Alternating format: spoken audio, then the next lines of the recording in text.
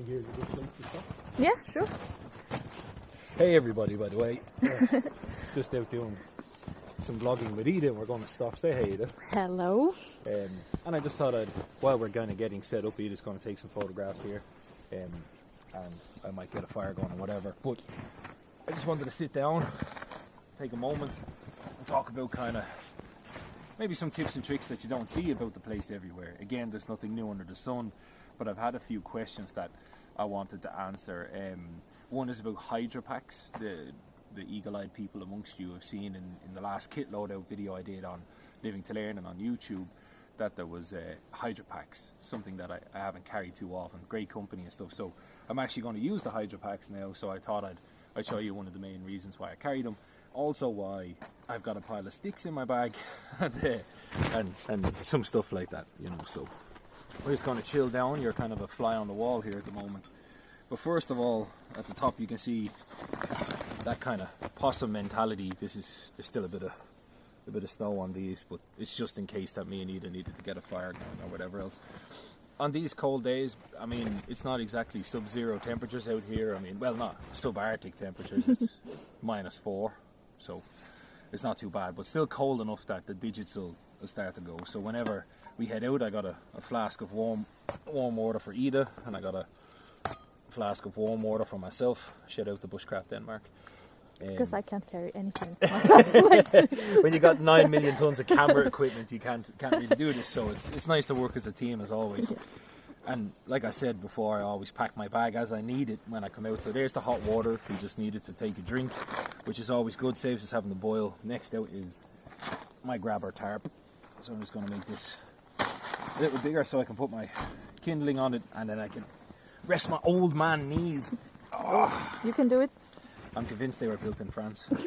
But straight out of the top of the pack here, this is something that I like to gather on my walks. This is, you know, it would be a Y branch. You know, Y branches are the multi-tool of the forest, but I like to use this as a V branch. I don't tend to cut saplings and stuff like that. You see an awful lot of people who do. But when I'm walking along a trail, if there is a down tree, what happens with the snow an awful lot as well, which is great this time of the year, is the snow bends the saplings and it breaks them. So they're kind of guilt-free. You know, it's nice to have some guilt-free time in the woods.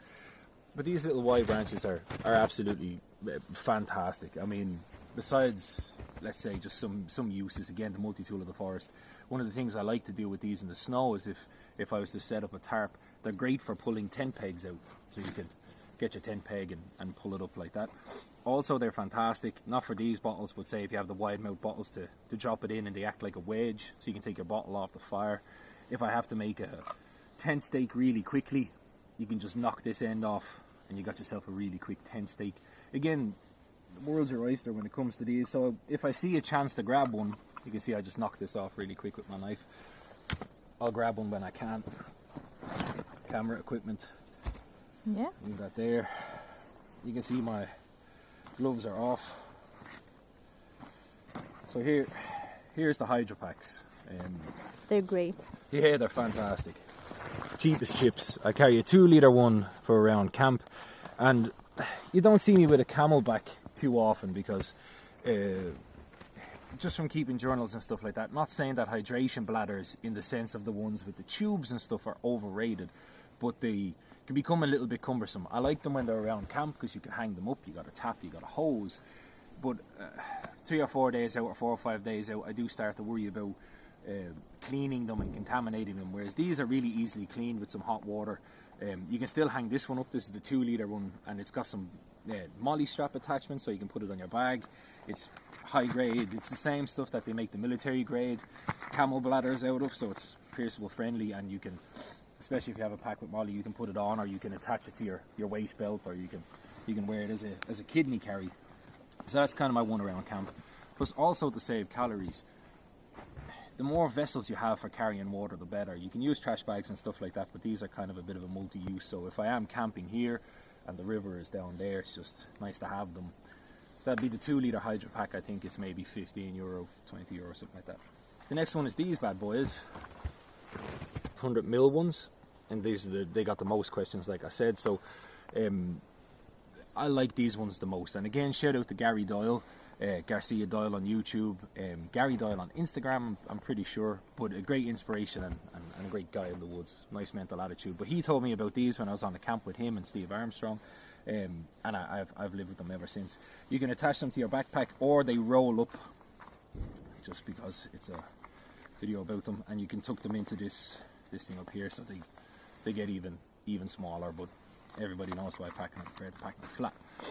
The reason why I got these ones with me today is because me and Ida are going to start taking photos now. And again, like I said, it's not so dangerous to have your gloves off, but the cameras themselves turn into big blocks of ice, which I'm sure Ida will attend to. It's like trying to hold a block of ice, and you can't really manipulate the finer details of the camera. So your fingers and digits are going to get cold.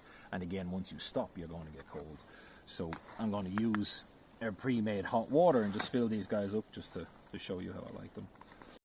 Okay, a little battery issue. I had to change to another phone as well. So we just try this now. Yeah, again, like I said, it's -4, so it's hard to film in these. So if memory serves me, my last edit was I was just about to fill these up. Yeah.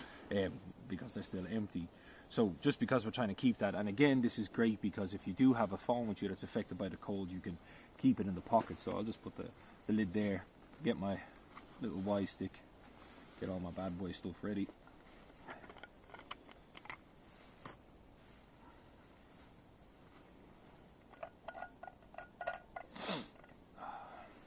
This is the joys that people don't see. The joys people don't see. So again, I just filling up my hydrapak. You see it swelling up there. Nice hot water. It's a great tip. Yeah, it's a good one. And just like a hot water bottle, doesn't need to be filled all the way. It's nice and warm. Take him off. And because these are a sports lid, you can, if you want to, squeeze the air out and close it up, but I prefer to leave it as is. So we can leave him here. We get our other one real quick. Ida's hands are probably getting cold about now. Yeah, a little bit, yeah. It goes pretty quick actually, for your hands to get cold. Crazy how quick it goes. Yeah. So we leave him here and get our other one. All fingers and thumbs. I could have worn gloves, but I don't know. I'm hardcore like that.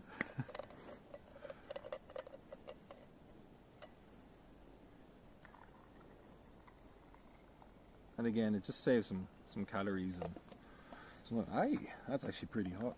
Yeah, the water. Yeah. So I get our lid. Still want to scald my hands, so again the magic Y stick. So when you have it like that, you got your lids all tightened up. You got two. Boyle, you want to feel that? Oh, it's so nice. Yeah, it's cool. So you can then, if you wanted to, if you had a jacket like this, you can just stuff them in there. Get your 1980s Miami Beach look on, and they're nice and warm. Or if you want, they stay warm for a long time. A very long time. Yeah. Like if I've had these in my sleeping bag for most of the night, and they stay warm. But it's just a really quick way to kind of heat up. And then like that, if you're like myself and Ida, and you're out doing stuff in the snow, you can just, one, they'll keep you warm, but then you can just put your hands in and heat them up on that. They're actually really, really warm. Or you can, again, that's why I like the size. You can, like say there's an inside pocket here. Pop you open. Stick it in here. They fit into practically nearly everything because they're so malleable. See? And zip it up. Yeah. And be good to go.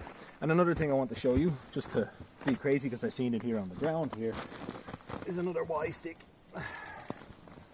So if I had my twig bundle like this, I love Y branches like this. Y branches have 1,000,001 uses. I'm not going to get into them, and we're losing battery fast.